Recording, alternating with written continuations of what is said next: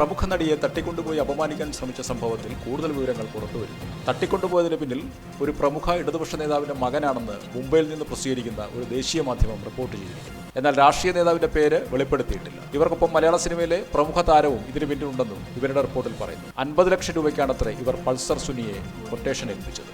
രാഷ്ട്രീയക്കാരന്റെ മകനുമായി ബന്ധമുള്ള കൊട്ടേഷൻ സംഘമാണ് നടിയെ തട്ടിക്കൊണ്ടുപോയത്. അടുത്തിടെ ഷൂട്ടിംഗ് ആവശ്യത്തിനായി നടി പൾസർ സുനിക്കൊപ്പം ഗോവയിൽ പോയിരുന്നു. അവിടെ വെച്ച് സുനിയുടെ ക്രിമിനൽ ബന്ധം നടി മനസ്സിലാക്കിയതിനെ തുടർന്ന് പൾസർ സുനിയെ ഇവർ ഒഴിവാക്കുകയായിരുന്നു. ഇതിന് പിന്നാലെയാണ് മാർട്ടിൻ നടിയുടെ ഡ്രൈവറാകുന്നത്.